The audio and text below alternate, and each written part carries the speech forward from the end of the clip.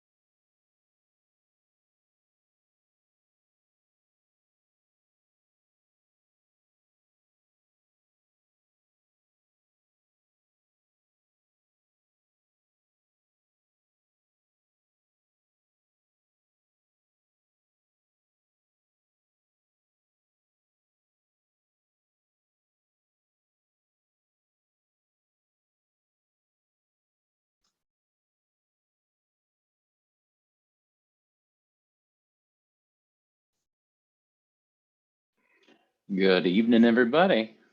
Just saying hi. Who's here? Let's see. Shabnam's here and Jawed, Barbara, Dina. Hi, everybody. Dimitri, Hung. Hi. Good evening, Professor. Hi there, everybody.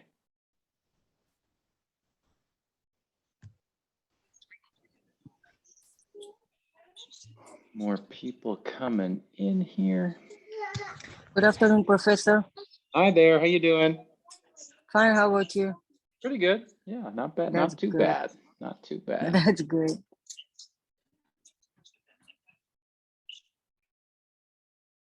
All right.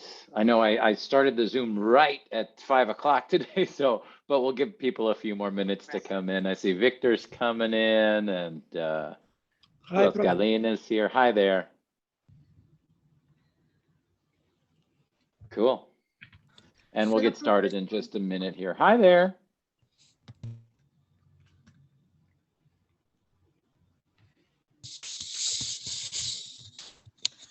Hi, Professor. Hi there. How you doing, Nita? I'm good, Professor. Actually, I have a question Yeah. regarding of the FML format. Sir, I didn't get what is the FML format? I don't know about. Can you explain it to me so I will do that my later? Yeah. It's MLA, and I'll talk about the grades and the points in Canvas at the beginning of class once everybody's here. Okay. Thank you. You got it. I see Jawed saying hi in the chat. Hey, Jawed. Hello.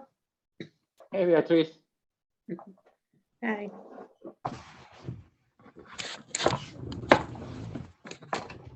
Hi, Good evening, Barbara. good evening. Let's see. I saw Vlad come in. Vito's here. Hi, you guys. Again, just saying hello as people come in. And like I said, we'll start in about 2 minutes. 2 minutes. Good evening.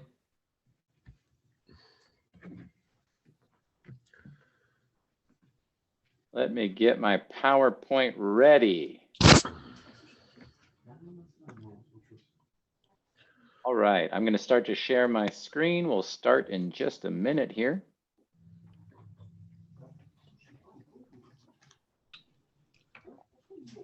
Great. Let me make this a little bigger. And let me make sure I've got, yes, 1, 2, 3. All right, I've got everything I need. Oh, I just need to do one thing.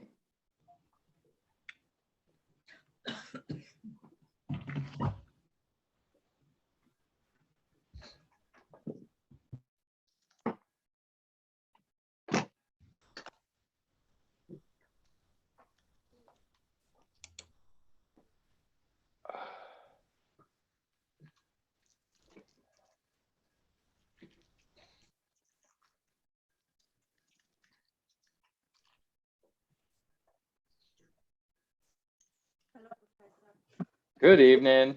Good evening.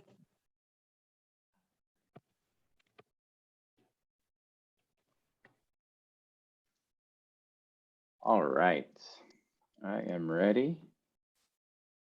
Let's get started. Did I miss anybody who came in? I don't think so. Oh, Johannes came in. Hi there, Johannes. I think that's it. Let me open my chat in case anybody has something to say, and then we'll get going. All right. Well, it is good to see you guys, hear your voices, see your names. It is Thursday, February 3rd. We're in week 3 of the spring semester. It's great to see you guys. So let's get going.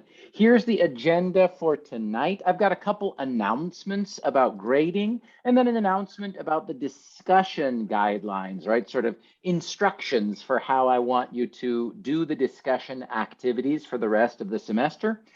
And then we're going to continue with the parts of speech. If you read Language Power Tutorial 1, you probably saw that Professor Ferris likes to talk about content words and function words. We don't need to worry about that too much for this class, but a lot of the parts of speech that I want to make sure I review tonight are those function words, the grammar words, right? Prepositions and articles and auxiliaries and all that good stuff. So we're going to review that tonight. And then if we have time, we're going to talk about sort of how parts of speech and of course individual words by themselves come together to create phrases, clauses, and sentences. Okay, so that's the plan for tonight.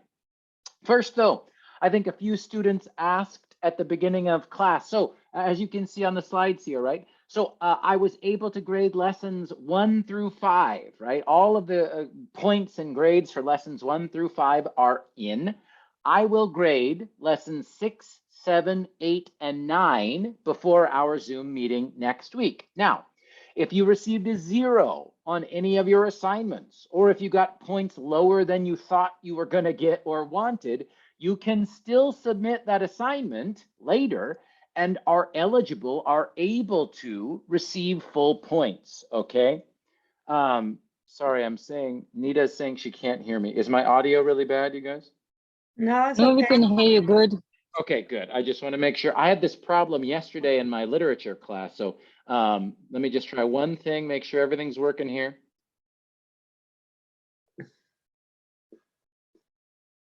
Okay, now I'm coming back. Nita, I hope everything's okay. It seems like, I don't know if it's just your computer or what's going on, but if everybody else is okay, I'm going to keep going.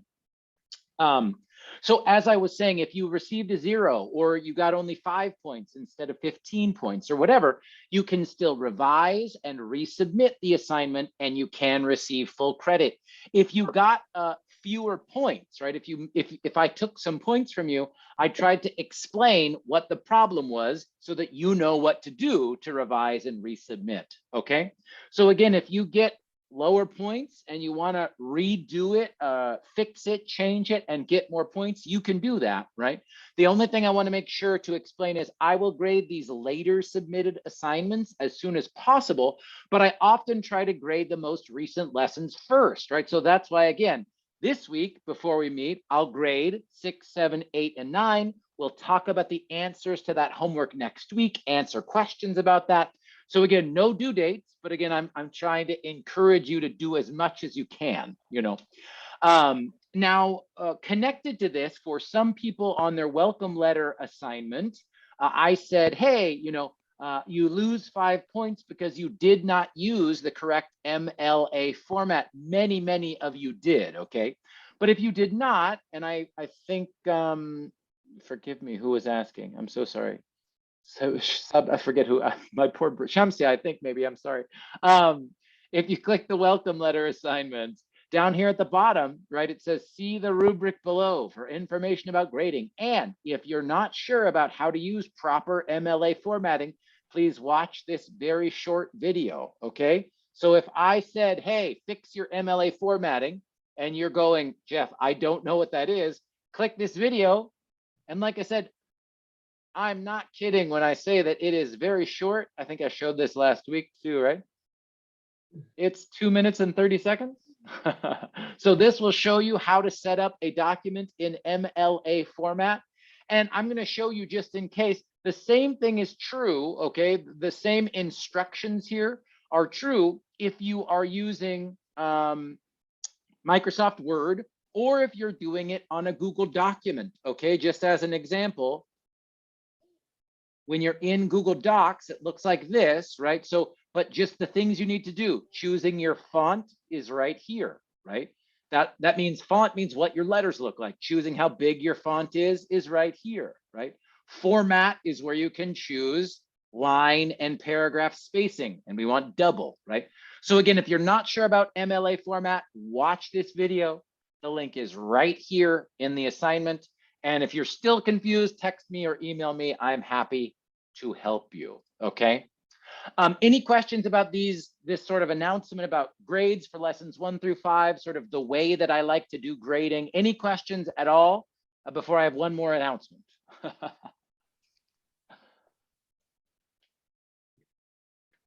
No, Professor, thank you. Sweet. No questions, no. I love it. I'll take it. Okay.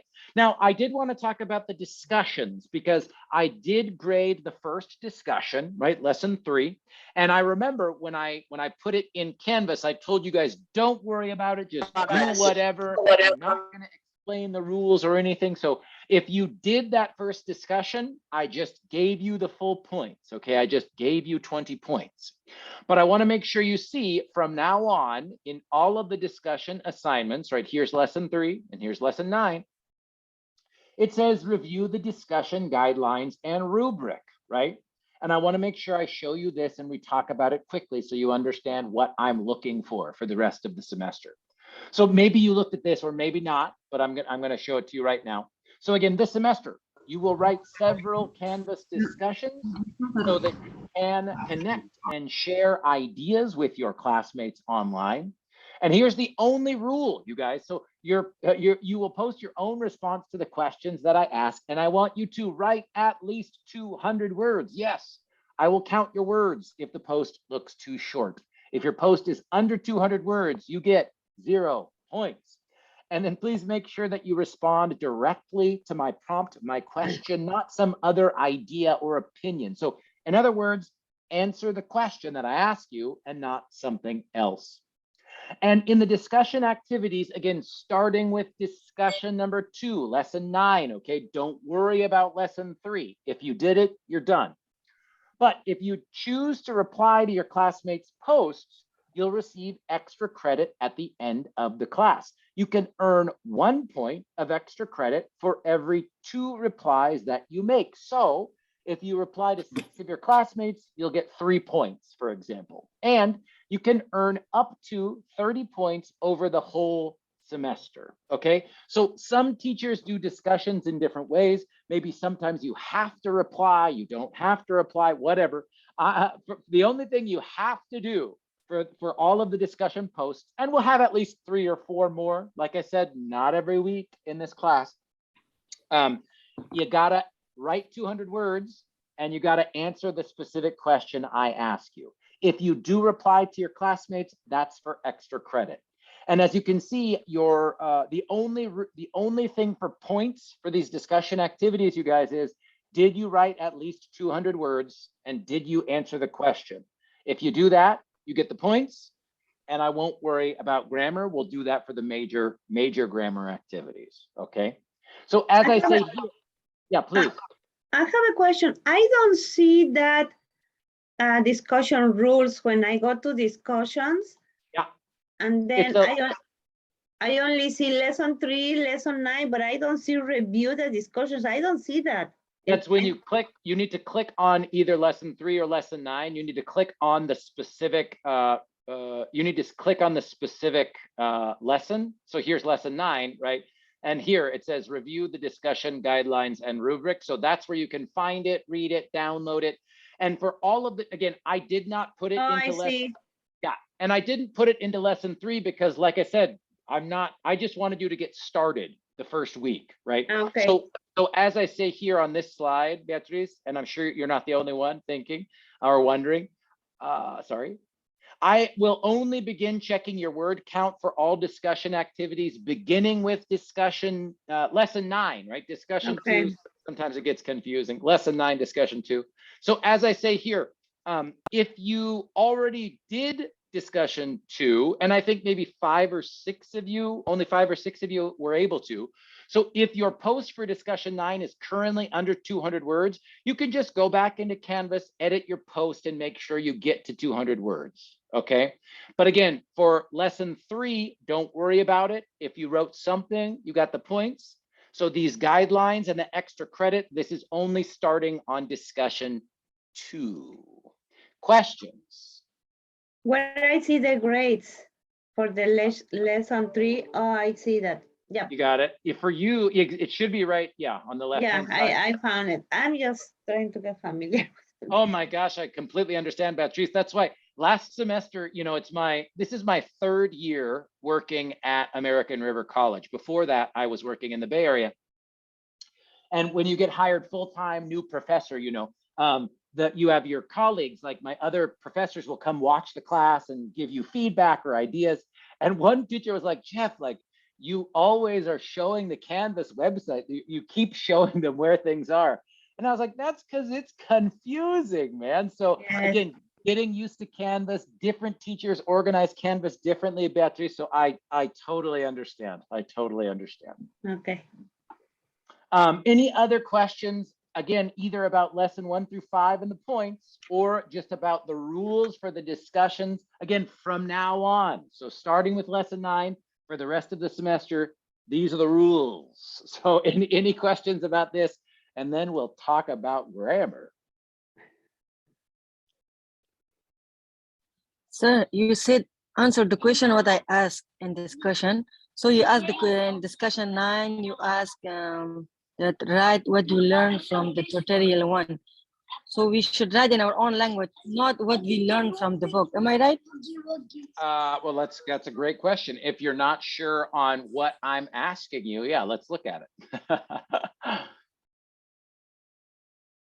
So yeah, it says, so far we've studied the parts of speech. We've also learned that in order to truly understand English grammar, we must look at word, phrases, and clauses in context. So what is something new you've learned about English grammar by thinking about parts of speech in context? And how do you think this can help your writing and speaking? Yeah, this is just your own feeling, right, Shamsia? If you are like, I learned a lot about possessive determiners, write about that. Yeah, Whatever it is, right? There's no perfect answer. But again, I'm gonna make you talk about, Yeah, which that's why parts I of- was asking. There is no perfect, answer for this one. What should we write?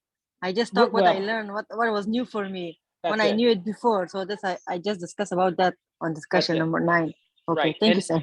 And if you've done the syllabus review, you know from the learning outcomes, right, the student learning goals, critical thinking is a part of the learning goals for this class. So the discussion activities are really more about forcing you, making you do critical thinking about the class again. Okay. And the big assignments are where I'll, correct and fix all your grammar, all that stuff. Okay, thanks, sir. Thank you, Shamsia. Anybody else before we go back to the parts of speech and grammar and all that good stuff? Yes, Professor. Yeah, This is Johannes. Johannes speaking. So I tried to multiple times to submit the assignment name coach. It then goes through. That's why I got 0 points. I'm not sure if you have computer problems or can't record. If you really can't do it, Johannes, email me or text me and I'll give you a different way to get it done. Okay, thank you. Yep. Cool. Anybody else? Last call before we go back to grammar tonight. Cool. All right. Well, let's go back to grammar. I'm just curious if anybody wants to. I'm going to open up. Either you can type in the chat or just talk out loud. Tell me. Did you read the book? Did you watch my video? What was it like to start reading this book? What did you think? It's a little different than other ESL grammar books. So did anybody read it or have a response to it that I just want to share real quick before we get going? I read and I saw your video. It was really confusing, sir. Why? I don't know. I just read for 2 times the book, but I didn't understand nothing. That's too bad. That's not good. It is. So maybe I got COVID this week. So that's maybe the reason that my brain is stopped working. That's why I can't understand anything. Shamsia, oh my God. Well, again. I'm not next happy. week. I'm not happy that you understood nothing, but at least we can only improve. If you understand nothing, we can only go up. So that's good, I guess. But and I'm sorry to hear that you maybe had COVID and your brain doesn't work. That's not good. Yeah, because I had too much headache. That's why. Yeah, that won't help. sick. That won't help. Okay. Thank you, Shamsia. Did anybody else? Did anybody understand anything? Anybody else? Yeah. Professor, I still am waiting for my book because, as I already mentioned, I'm going to be waiting up to 17th of this May. And so sometime, most of the time, I think I like hear or listen to the video you make it at the first part. It was really interesting. And to be honest, I listen that at home, and most of the time when I'm doing my workout at the gym, that I really like it. It's fun. Good. Yeah. And don't forget, for those tutorial 1, 2, and 3, the PDF is right here in Canvas, right? You can, even if you're waiting for the book, I'm trying to make it easy. So I'm glad that I'm with you at the gym. That's kind of awesome. But while you're waiting for your book, you can still read the book. Okay. Yeah. When I get my book, I will read that too. Okay. Beatrice, how about you? I read it. And I had to read twice. Yes. And I highlight everything that is important for me. Cool. I don't remember last time that I went to English classes. It was a long time ago. I don't even remember anything about the structure of the sentence and the grammar. So I'm learning. I like it, but I'm struggling a little bit. Yeah. But I just keep trying. I love it. Beatrice said it perfect. I like it. I'm struggling a little bit and I'm going to keep trying. That's learning. I love it. That's great, Beatrice. That's great. That's great. Yeah. Good. Anybody else? Anybody else? Just a quick response. I was confused about his and that, like articles. Yes. Yes, I have lots of slides, and we'll practice the possessive determiners, the possessive pronouns. Is it an adjective? Is it a determiner? This and that, these and those, my and mine, what's going on? You are not the only one, Dimitri. Yeah, this can be challenging. And I have no idea how to explain the in, like a preposition. I mean, we know what that is preposition, and it's not preposition phrase, but it's just in. So Good. I don't have idea how to explain it. Good. Perfect. Great. I'm going to talk both. I've in my PowerPoint tonight, I've got stuff about both of those examples, Dimitri. I love it. Anybody else? Maybe one or two more people, just quick first response, first feeling. One more person?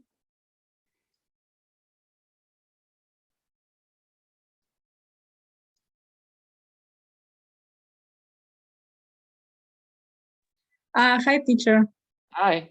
So I just watched the video twice, more than twice. I really like how, for me, it was convenient because I was following you, and I like the pronunciation that helped me.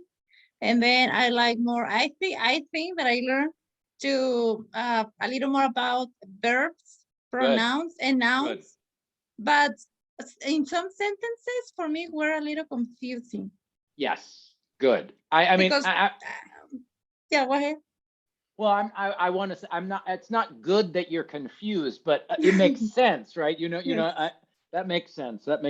And so you said specifically verbs. So you learned more about verbs. Was there something that was especially or sort of very confusing for you? Yeah, some of them were they finished with ing, and I was, what is part of the species? One for me were a little like maybe gerunds or right. Where maybe like the continue. For me it was I don't know. I make a lot of mistakes the first time when I took that quiz. It's all good. And that's why you get lots of attempts, right? That's great. And again, verbs, we're going to talk about verbs in a couple of weeks here to understand verb forms, like you were saying, ing, what's going on, ed, past participle, participle. I mean, we sort of, before we talk about tense, which we will, we have to talk about what we're going to call verb phrases. And again, so we go, if you think about building blocks, everybody, and then I'm going to go back to my PowerPoint here. In a sentence, right? In any sentence, any language, but of course we're focused on English here. Words come together to create phrases. Phrases create clauses. Clauses create sentences, right? And we'll talk about verbs a lot more when we think about clauses, subjects and verbs together. So that all sounds good, Barbara. Thank you. And I'm glad, again, for people who are able to watch the video or, whatever you are able to do, that's great. So thank you. Thanks. Just good to hear from you guys and hear how it was to get started. Okay, so just a reminder, right? The parts of speech that we're talking about in this class that I'm going to start asking you to analyze and checking your answers soon are here, right? Noun, verb, adjective, and adverb. If you read the book or watched the video, again, Professor Ferris calls these content words, and that just means they have meaning by themselves, right? When I say a noun like here, for example, eggs, I know what that is, right? I can picture, I have a picture in my mind, brown or white egg, a soft shell, crack it open, yellow yolk in the middle. And these content words have meaning. Like I said, you look in a dictionary, it will give you the meaning. These words that I'm going to talk about tonight are what Professor Ferris calls the function words. And I always say these are the words that are a little more boring, right? They don't always have meaning by themselves. Or you can just think of these as like the grammar words, right? These are like the glue that holds the grammar, the structure together. So you have meaning words, something like big yellow car, okay, big yellow car. But then the grammar words, allow us to put that into a sentence. So that's what we're going to focus on tonight. And like Barbara said, look at some examples, because the first few lessons in Canvas, if you've done them, the grammar practice lessons, this is hard, right? It's hard. It's hard. Okay. So first, I want to talk about auxiliaries, right? And again, when I talk about function words, instead of talking about what does this word mean, I want to talk about what does this do, right? So here I say, what do auxiliaries do? Well, here's what auxiliaries do in English sentences. Now, they can also be called helping verbs, modal verbs, or an auxiliary verb. That's fine. For us this semester, all of these we're just going to call auxiliaries, right? Now, what do they do? Auxiliaries modify verbs within verb phrases. Now, again, when we start to talk about phrases and clauses, this is going to become much more clear to you what I mean when I say within verb phrases. But let's look at some examples first. Here's my first sentence. I'm going to duplicate this and just make it bigger, actually. Excuse me, you guys.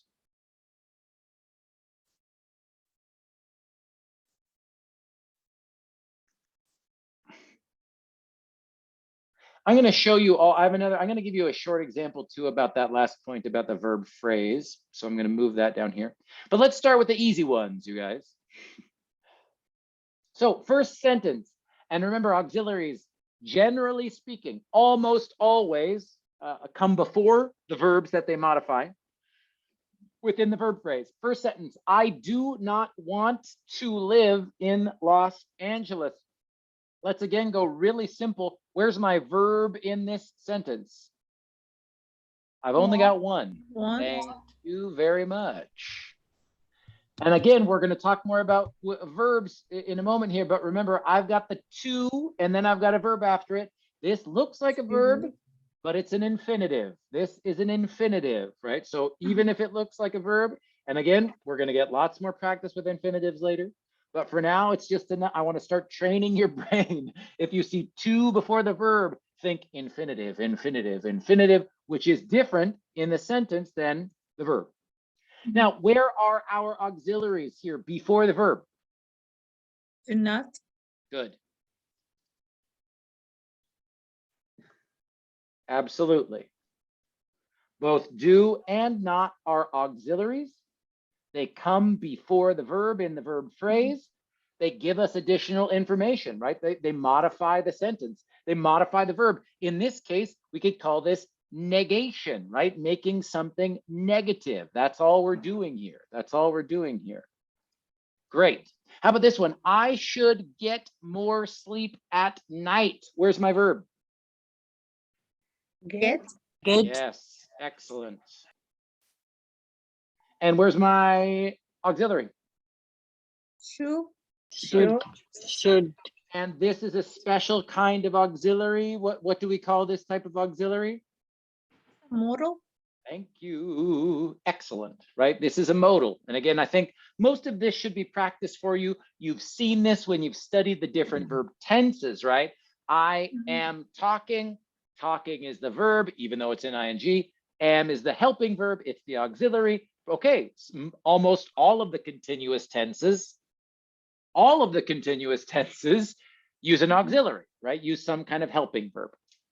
How about this one? I can hold my breath for 2 minutes. Where's my verb? Can. Ooh, can or hold? Hold. Yes. Hold is the action of the verb. I'm not canning something, right? I'm holding something. Can is not the main verb. Instead, it is an auxiliary. And again, what type of auxiliary is it? Just like should? Modal. Yes.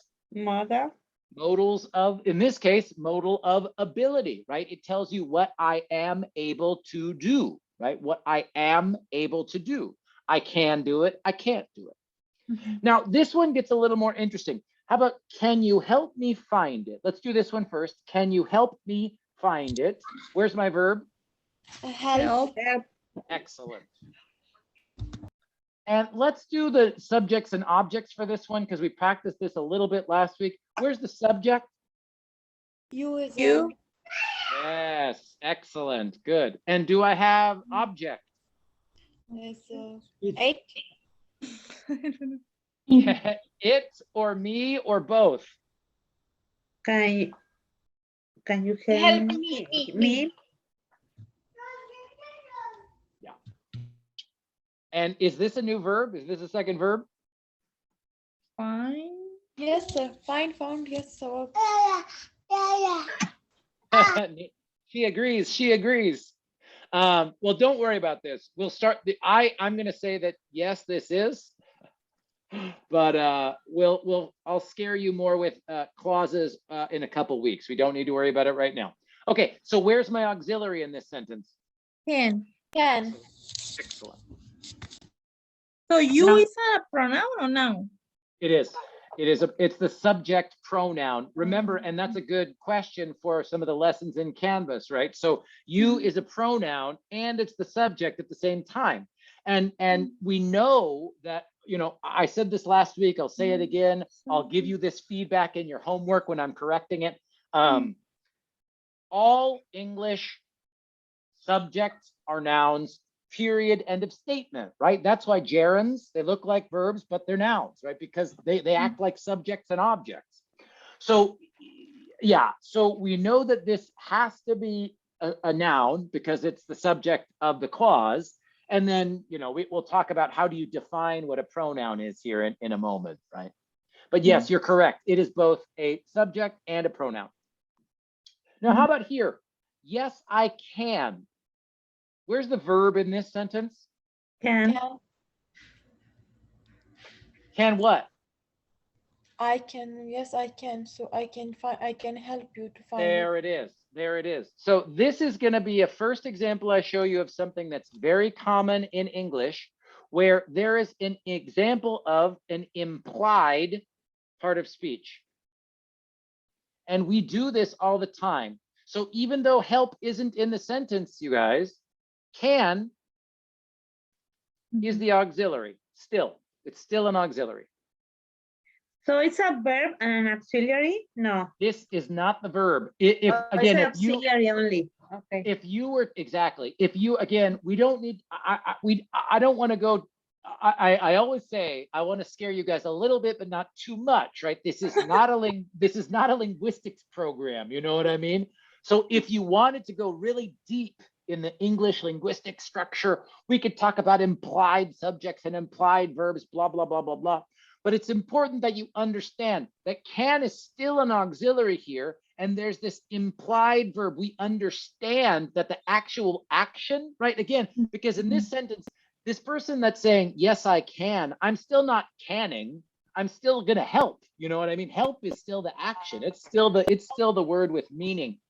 And I want to give you, I'll give you a quick example of this, but we'll talk more about it when we talk about subject noun phrases. If I say,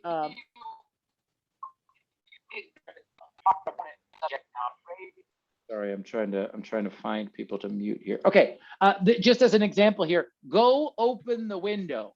Open is the verb, right? I don't even need go. Let's just say open the window. What's the subject in this sentence? Window. Is No? the window doing the opening? Is the window opening something, or is the window being open? The window Being open. That's to me I'm just saying that's an object, right? The object is receiving the action. The window is being opened, right? So really, if you talk to your family, your husband, your wife, your children, and you say open the window, who are you? You're really saying you, right? Open the window. So all English commands are examples of implied subjects here, right? I'm just showing you another example of how we do this in English. And this is true for all of these type of commands, right? Turn on the TV, put down your phone, listen to me, right? These are examples of implied subjects, right? And again, we'll see more about this in a couple weeks, but I'm just trying to show you that this, even though it might look weird, it's not that weird, right? When I explain it, it sounds like, well, how can the verb be sort of secret or a hidden verb? But this is really common. Again, it's pretty common in other languages. You don't always have to repeat the same words over and over again if you're speaking or writing. And certainly in commands, right, there's an implied or understood subject, right? So again, still, in these examples for implied subjects, open, I see the hand, I'm coming at you, turn on, put down, and listen. And all of these are the objects, right? All of, well, this is not even this is a prepositional phrase, right? But you, there is still a subject here, and it's implied. It's invisible. It's invisible. Nita, I see your hand. What's up? Yes, Professor, I have a question. Like these implied subject is just on it's like a phrase, it's not a full sentence. It is still a full sentence. Great question. Really great question. This is still a full sentence. Such a good question. Such a good question. Yeah, this is still a full sentence. Anybody else? Because just for example, now again, we don't do tests like this. I'm gonna test your grammar in different ways this semester. But if you had a test like this and I showed you this sentence, listen to me, and I said, is this a sentence or a sentence fragment, right? An incomplete sentence, it would be a sentence. And if I said, what is the subject, you would sort of hopefully say you, right? Or implied you. I want to just make sure I give you all these examples here. And you can really see it here when we start to add these possessive determiners here. Okay. I wanted to show you one more thing. Okay. Now I want to show you this one more thing as well. So remember here, this is again, things that I always say too much. Planting the seed, we'll come back to it. I'm saying auxiliaries modify verbs within a verb phrase, because you might be saying, Jeff, we already know what part of speech modifies verbs. They're called adverbs. You know, what are you talking about? Auxiliaries modify verbs. That's what adverbs do. Well, let's look at this sentence. I do not want to walk quickly. Want is my verb. To walk, again, I'm just getting you ready, is an infinitive. What part of speech is quickly? Adverb. Yes, it is. Yeah. But notice here, and again, I know I'm showing you this early, but do not is an auxiliary, both of these.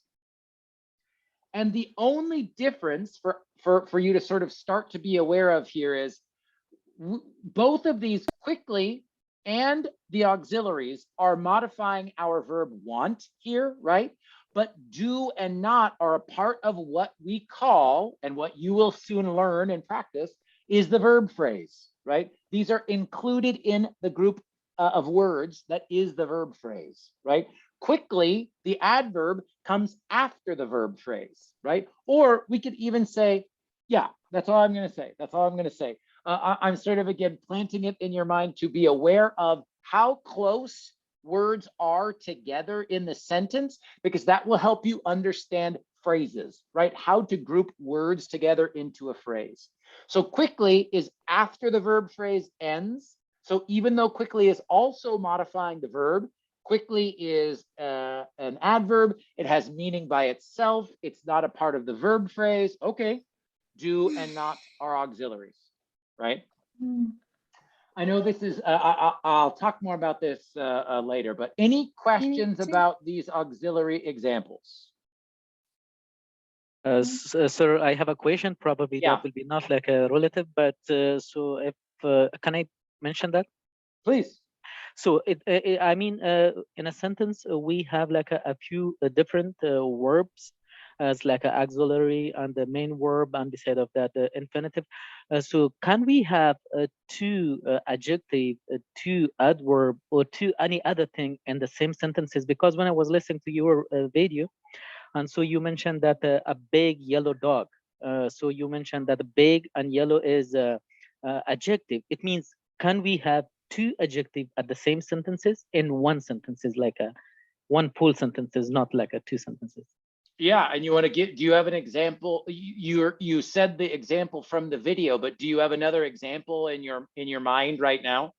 So there will be, but I thought we might have in one sentences. This is the thing when we are writing and we put the period, and I thought we will have only one adjective, one adverb, or probably we will have like a more than one verb, because we have auxiliary or these kind of things, the infinitive. But I thought only we will have one adjective and one adverb. No, But I don't on think. that example, I saw that big yellow dog, and you mentioned, sir, that that big and yellow is our adjective.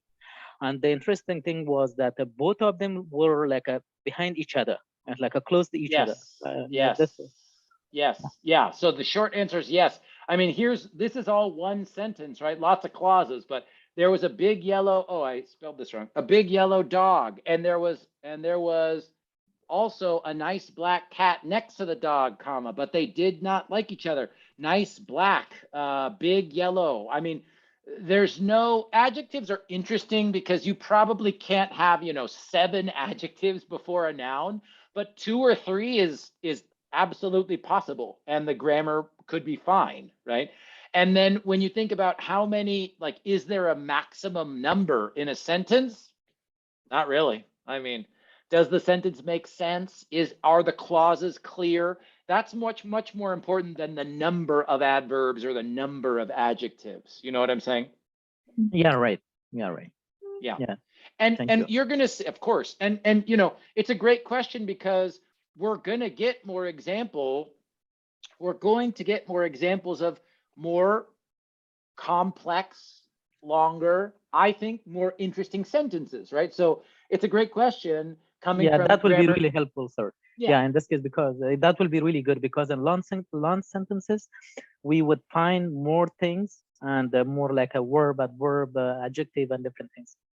That's right. Well, believe me, be careful what you wish for. You know what I'm saying? Be careful what you wish okay, for. I know. Okay. And for time, I am going to move on. If you have questions about auxiliaries, keep them, save them. We can talk about them. But I want to talk about determiners because, like a few people said, Dimitri said in particular, what's up with determiners and pronouns and possessives and possessive adjectives? What's going on? Okay. So determiners function in a way similar to adjectives because they modify nouns, right? But again, important to remember, the only reason that this content and function thing is really that important or interesting, adjectives are content words. They have meaning by themselves. If you go to a dictionary and you look up big, there's an entry. If you go to a dictionary and you look up the articles in English, if you search the dictionary for the, it will say the definite article in English. There's no meaning there. So as it says here, all articles in English, un, the, and some are determiners. There are also special determiners called possessive determiners. Some older textbooks call these possessive adjectives. And again, I can understand, hopefully you can understand now why that makes sense. They function very similar. They act like adjectives, right? They often come before nouns and modify those nouns, right? That's what adjectives do, right? But these are still going to be function words because they don't have meaning by themselves. And it's sometimes difficult to understand the difference between a possessive pronoun and a possessive determiner. And usually this is the first thing that students are like, Jeff, what are you doing to us? But let's practice. So remember, we're trying to use what we've already learned. I know it's only been 2 weeks, but what we've learned to do these little tests, right? Okay, what does a noun do in a sentence? What does an adjective do in a sentence? Can I sort of use those rules to understand and make a good estimate or guess about determiner or pronoun? So for example, let me close this. Let's just look at I'm going to even make this bigger so we can all see more. Let's just look at the first 2. First one, his work ethic is very impressive. Work ethic, by the way, just means his attitude. Like, is a person hardworking or lazy or whatever? So work ethic just means the style, the way they work, right? So his work ethic is very impressive. Again, let's keep it very simple at first. Where's my verb? Work. Work. I agree. What? No. Yes. Who wants to try again? Is. Thank you. Good. It is. And remember last week we talked about action verbs and linking verbs, right? Action verbs are the action of the sentence. Linking verbs are those stative verbs, thinks and feels, and sometimes the be verb. Is this linking or action? Lincoln. Good. Beatrice says linking. And one way to test is usually after linking verbs, we get adjectives, right? Often. Do we have an adjective after the verb here?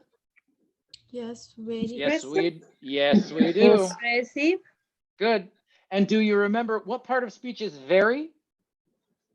Very. It's a Adverb. Got it. Beatrice is, oh, Alexandra's on it too. That's correct. Impressive is an adjective. Adverbs modify adverbs modify verbs and adjectives. And again, we talked about this a little bit last week. These are intensifiers, right? Very, extremely. Yeah.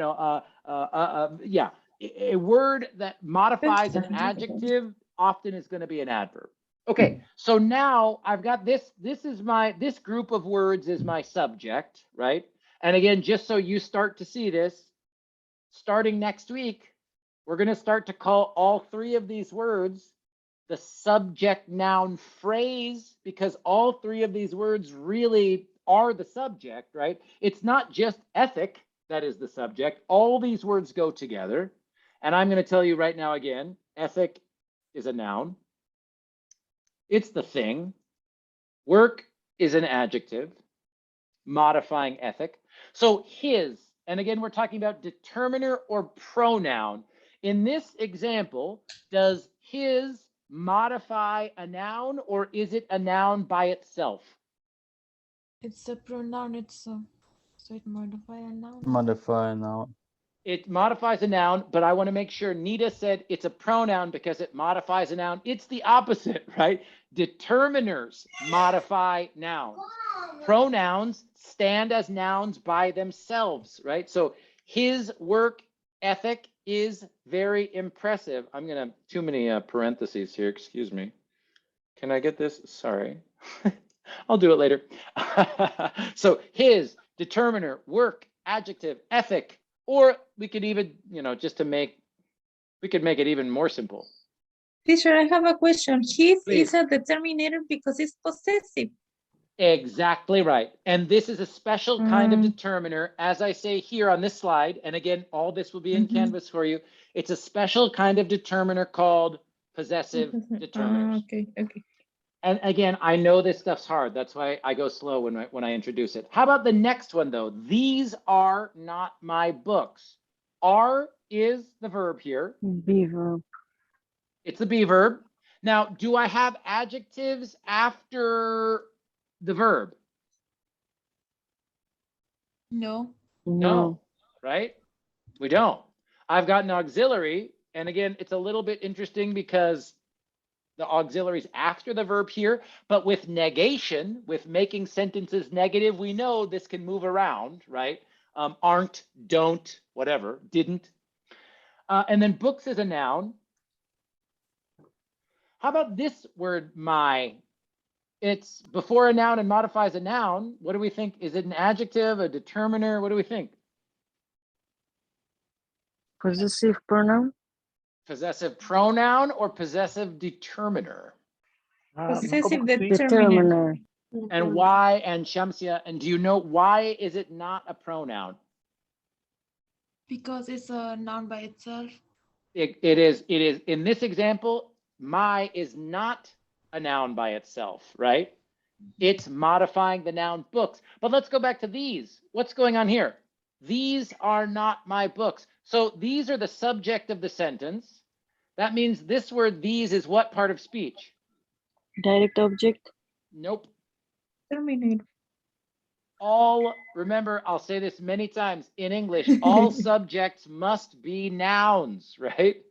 This must be a noun, but it's not a person, place, or thing. It sure looks a lot like a pronoun Pronoun to possessive, I me, think.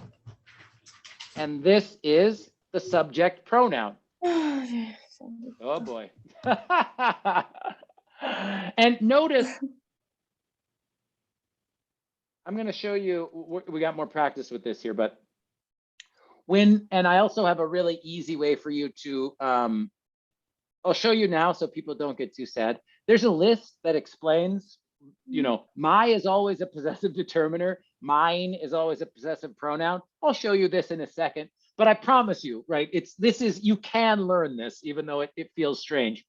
A good test to think about, is this a possessive determiner or is this a possessive pronoun, is in a sentence like this. Basically, this pronoun, it's the same thing as my books, right? It'd be the same thing as saying like Jeff and he, right? He equals Jeff when I'm using it as a pronoun, right? And it's the same thing here. These are my books, right? Now let's look at more examples. All it takes is practice. I promise you could do it. Our state is very large. Here's my verb. I'm going to do my same test. Do I have adjectives after the verb? Yes, large. I do. And we said very is what part of speech?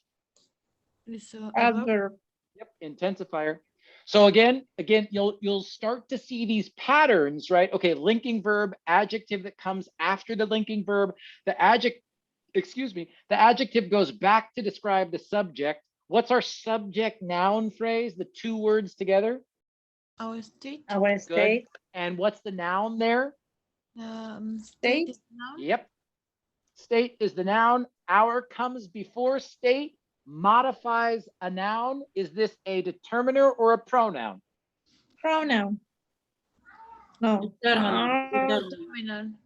I'm proud of you for still guessing though, Barbara. This is so hard. I promise you'll get it. I don't know. It's okay. That's why I've got lots of examples. Professor, can you explain us like determiner or pronoun? Like we use a pronoun instead of a noun. Like yep. So how we can recognize that it's a determiner? Like the short answer is the determiner acts like an adjective, right? And that's what I'm trying to show you. It comes before a noun and it modifies the noun. Well, here I've got the noun, right? Noun, state is the noun. So pronouns don't come before nouns and modify nouns. You don't say he, Jeff, is a teacher. You just say he is a teacher or Jeff is a teacher. You know what I mean? Like, but that's different than always come before a noun. Let me think about always. You know, with English grammar, always is a dangerous word, you know, but let me think. We can't use separate determinant, yes? Yeah, and when you say separate, Alexandra, you mean it can't kind of be by itself, right? Yeah, you can't say, for example,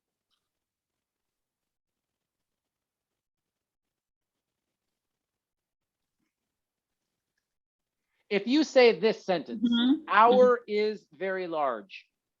In Ukrainian, it's correctly, but I don't sure about English. It's not. I'm so sorry, Alexandra. I'm so sorry. But you're talking about the state. Exactly, because the English brain, and let me go back to this chart here. So again, this is in Canvas. It's there for you to have and to keep forever. You know, you'll think about it every night, this chart.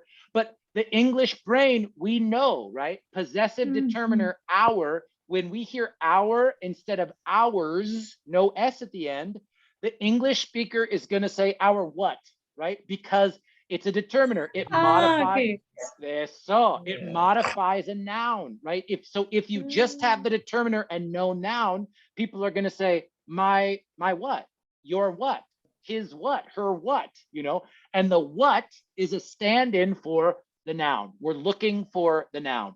So it looks like if the noun to own it to the pronoun, the pronoun is determiner. Yeah, say a little more. I think I know what you're saying, but talk a little more. Yeah, Dimitri. if noun is owned the pronoun. the pronoun is determiner. Yeah, so I think that's like what you're saying. Tell me if I'm wrong. Yeah, if it cannot stand by itself, right? If it can't stand on its own, is that right? I mean, if, for example, if the noun has, if a noun has the owner, and this owner goes before the this noun, and Good. it's a pronoun, this determiner.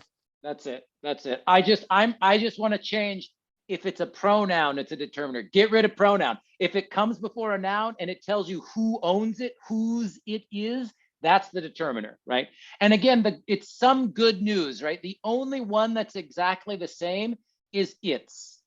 And I'm sorry, but you can see, right? There's a big, his, excuse me, his and its, I'm sorry.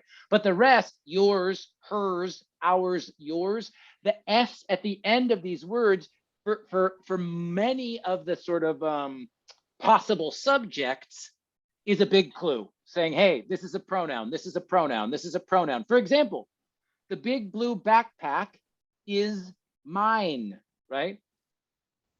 Is the big blue backpack is, this is all, again, the subject noun phrase. But if you make me choose one word, I'll say, okay, the noun is backpack. And basically we've got an equal sign here, right?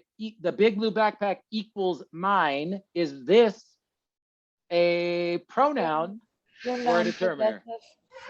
Which one? It's pronoun possessive. And again, if you're thinking, if you're thinking determiner, it is a pronoun, and I'll tell you why. If you're thinking determiner, though, the challenge, the problem you're having is, if you think it's a determiner, you need to say, does it come before a noun? Does it modify a noun? And here, this is the end of the sentence, right? There's no word it's modifying, right? But I could say this. My backpack is big and blue. Now here's backpack, and my is the determiner, right? Okay. Exactly. Now again, I'm going slow to explain why this is true. I think again, it's really important that you guys understand why and how it works. But again, just so you're not, but here's the list, right? You can also just memorize the list if you want. But again, that's the test, right? And you're going to hear me talk about that a lot, is the test, the way you can think about what part of speech you are looking at here. If you think it's a determiner, you have got to say, okay, I think it's a determiner. Where's the noun that it's modifying, right? Because that's what determiners do. Determiners modify nouns. And I think Professor, yeah, please. We can use mine separate. I can say you, for example, your sentence is incorrect. Next sentence, my is correct. We can say mine is correct. Exactly. Exactly. And your is determiner. Yep. But mine is pronoun. Exactly. Okay, thank you. For lots of reasons, right? Again, how do we know? Well, it's the subject of the sentence. All English subjects are nouns. This isn't a proper noun. It's standing in for another noun. It's a possessive pronoun here. And notice again, in some of the earlier examples I showed you, this is still a linking verb, right? But notice in this case, we don't have another noun phrase. We just get an adjective right after it. So that's fine. Again, the construction of this sentence is going to give you some clues, but we could still say the same. I could still put an equal sign here, right? Like mine equals correct, right? And I'm trying to show you equals is the same thing because that's what pronouns do, right? I don't want to say it too many times, but Jeff equals he. Jeff equals I, right? Whatever, when you're using a pronoun, there's like an equal sign between those things, right?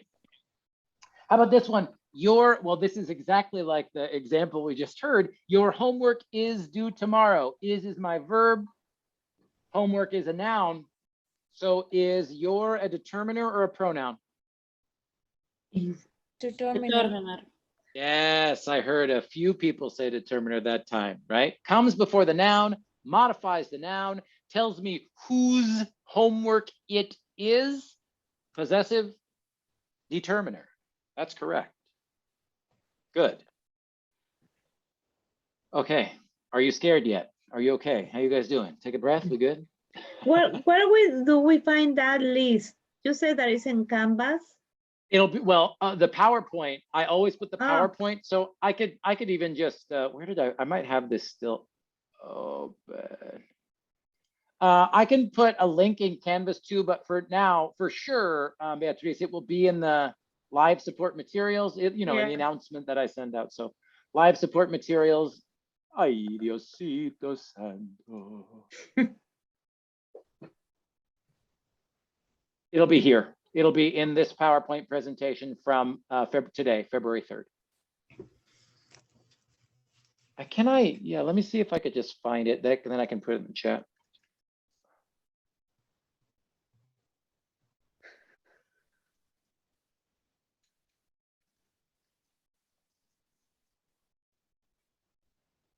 You can find all these. No, that's the one that's in Chinese. That's not very helpful for all of us. Maybe some of us. Ah, there it is. No, that's the one in Chinese.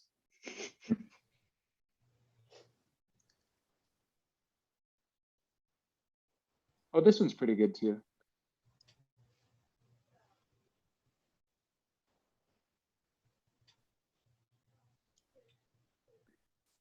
All right, I'll just put this in the chat so you can have it.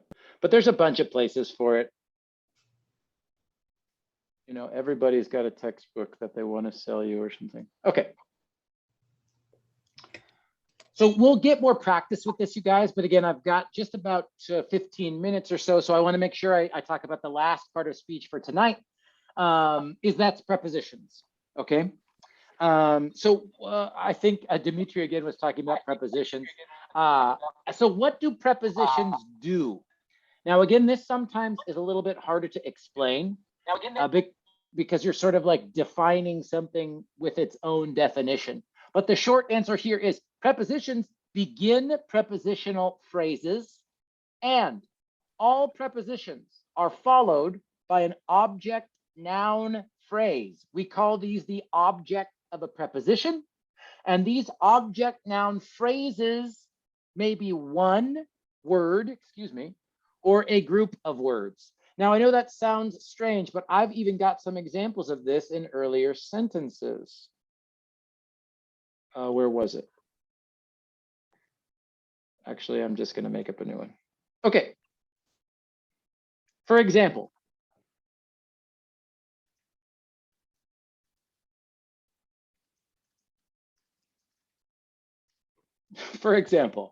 there are too many parts of speech in the English language. Are is our verb. There is our subject. Okay, just without even thinking about prepositional phrases and the object of the preposition and blah, blah, blah, blah, blah. There's two prepositions in this sentence. Where are they? Two words. Two words. Of, I heard. Good. In. Excellent. Of and in. Absolutely, right? So again, here's the rule. I have good news now for you, right? Most of you guys know the words that are prepositions. They're tiny, they're 2 or 3 letters, they're hard. Like I said, we don't know, do I say in the house, on the house, by the house, near the house, under the house, on the house, whatever. It's hard, right? But usually we can recognize them. We know, okay, of is a preposition, in is a preposition, by is a preposition. Well, again, good news for when we start to practice finding prepositional phrases. All prepositional phrases start with a preposition, right? So here we can see right away, if I tell you all prepositional phrases start with a preposition. So in this sentence, there are 2 prepositions. How many prepositional phrases do you think we have? 3. 2. 1. Thank you. I'll stop asking questions. I'll just tell you.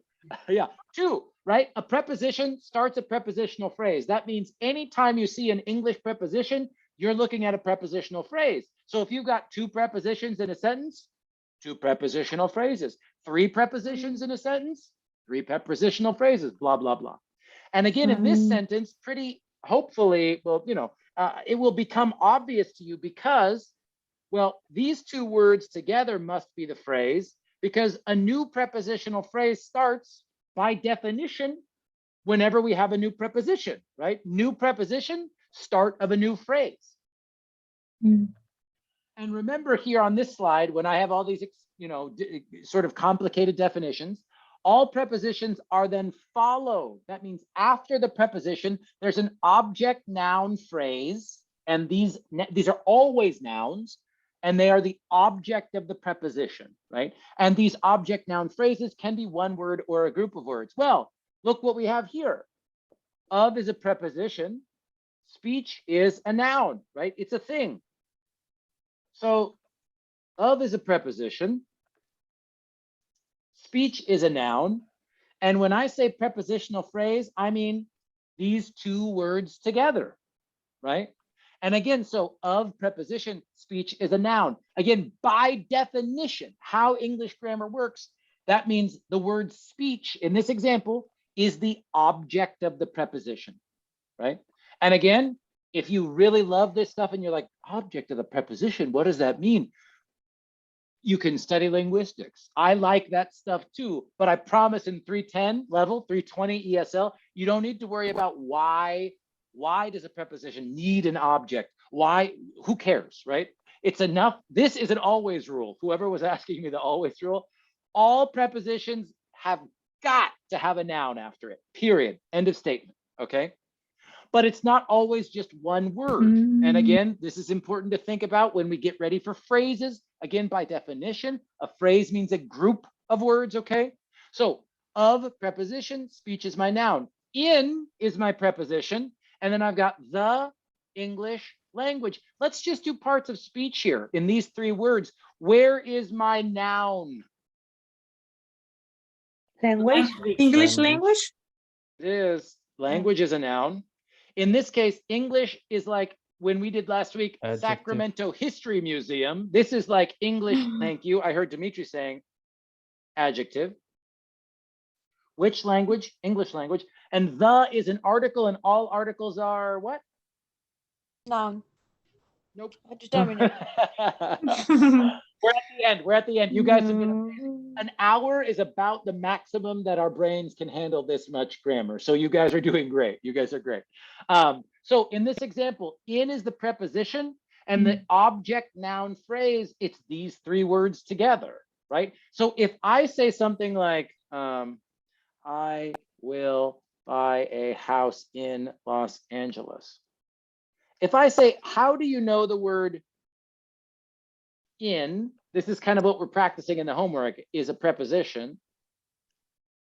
The answer would be something like, it begins a prepositional phrase.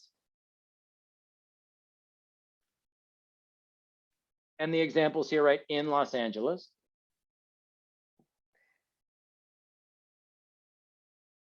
And it is followed by the object noun phrase. So again, in this short example, in Los Angeles, what's the object noun phrase after the preposition? Los Angeles. A noun. Perfect. It is a noun. Thank you. It is a noun, and it's just the two words Los Angeles, right? That's it. Now, this is why, again, in the homework, especially that lesson 8, I think, some students are like, Jeff, I don't know. How do I know it's a preposition? Like, I don't know. How do I know? I don't know. And this is what we're talking about, right? This type of rule. I want you to start to become aware of, what do prepositions do? They start prepositional phrases, and they are followed by object noun phrases, right? By definition. So again, in, and we could say this, Los Angeles, object noun phrase. Something like this, right? So that's mean what we always have a preposition phrase. Again, when I'm showing you this tonight because prepositional phrases are always the easiest phrases for students to start to notice. It's harder to identify some adjective phrases or noun phrases sometimes, but prepositional phrases, again, good news, right? They start with prepositions. They got to include the noun, and maybe that noun has a determiner, maybe that noun has an adjective that modifies it, but a prepositional phrase has got to start with a preposition followed by a noun or a noun phrase. Yeah. Yeah, Professor, I have a question in the first Please. sentences. So in the first proposition, we have like there are too many parts of speech.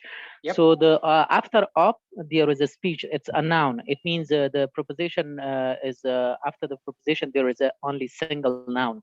Correct. But I couldn't understand this the second proposition because there is not noun after the n. There is like a whole sentence. It means that's a noun phrase. That's a phrase. But the first one is the only single noun, and the second one is a noun phrase. And in fact, in all language, deep language structure, even this one word is a phrase. Again, I don't want to scare you. Again, go study linguistics if you're into it. But we would call this one noun a noun phrase, right? Even though it doesn't have a determiner attached to it. But I want to say one thing. There is a noun after the preposition in here, right? It's just at the end of the noun phrase, right? We've got a determiner and an adjective before we've got our noun, which again, that's pretty normal for you guys. You all know that. We know that it's totally normal to have a determiner, an article, and an adjective before a noun, right? Yeah, does that make sense? Exactly, that makes sense. Before I thought after preposition, right away we will have only a single noun. It means we have a phrasal noun. Yep. Or and that's this one. That's what I was trying to say on this bullet point, right? The object noun phrases may be one word or a group of words. Yeah. I see. Yep. Thank you.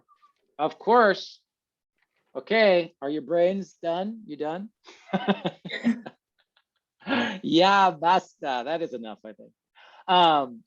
Okay, so we got to do pronouns we talked a little. Yeah, pronoun, auxiliary, determiner, conjunctions, prepositions. Okay, I can talk a little bit about conjunctions next week, but if you're thinking, Jeff, we didn't talk about conjunctions, well, do not worry.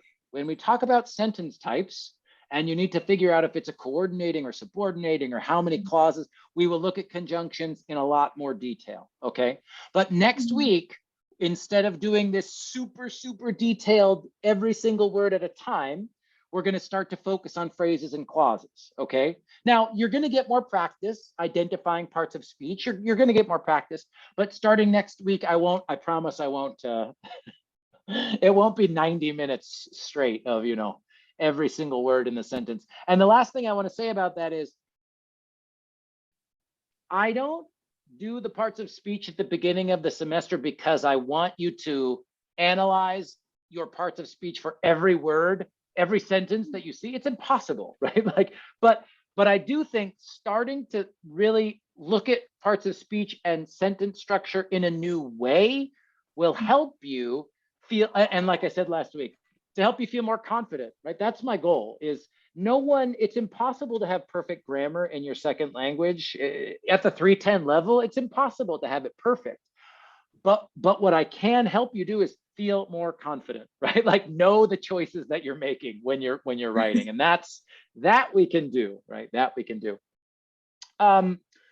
What did I want to say? I think, sir, we can understand most like a lot of grammar in second language. I do not know anything about grammar in my language, in my own language. Well, that's like Americans, and that's a perfect way. I usually say this after the first month or your first assignment, but I will say this right now. At the end of this class, probably by the midterm, if you stick with me, you will know more about English grammar and language structure than like 90% of American native speakers. Exactly. My brother, 100%. My brother Sean, I love him. He works at Google. He's much more money successful than me. He's 25 years old. Okay, he went to San Jose State. He has a degree. If I said, Sean, look at this sentence and identify for me the object of the preposition, he would have no idea what I was talking about, right? We don't teach this. We don't teach this in American high schools. So maybe it's the same like you were saying in different schools, different countries, different cities, talk about grammar in different ways. But yeah, Americans don't know this. I love it, you know, but again, I'm weird. I went to grad school to study this stuff, but I think it's really interesting. So I promise you will still make mistakes. You're a human being, but you will know more about English grammar than I'm going to just say 90% of Americans. So cool. I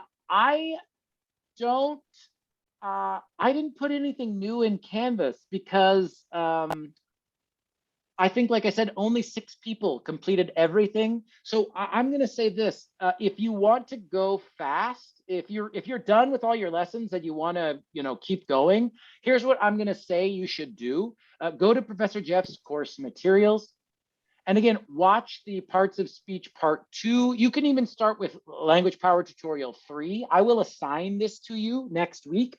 But again, if you want to go fast, you're done with everything, just read Language Power Tutorial 2, watch the video for 3. It'll help you be extra prepared.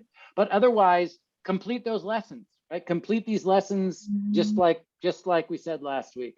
And again, I know everybody, sometimes I say, Jeff, like, who wants more work? Who wants to go fast? But if you do want to go fast and you're like, Jeff, I need more work, message me or come to office hours. We can talk. I'm happy to work it out. But otherwise, finish all the lessons, right? Get caught up. Go back and revise your discussion to make sure you have 200 words in discussion 2, that kind of thing. And then next week, we'll really start to talk about phrases and clauses. And next week, I'll also show you the answer key for the lessons in Canvas. Because, you know, for example, when I ask you, Sacramento is very foggy in the winter, for example, what part of speech is Sacramento? Well, a lot of people can tell me noun, but it's really important to get that practice. How do you know? Okay, well, it's the subject of a sentence. All subjects in English are nouns. It's a place, you know, that's the thing it is. That's the thing we're practicing too, though, right? Not just identifying the part of speech, but being able to really explain, how do you know, right? That's the magic. That's the magic. So I'm going to stop recording and then I will say good night to you guys.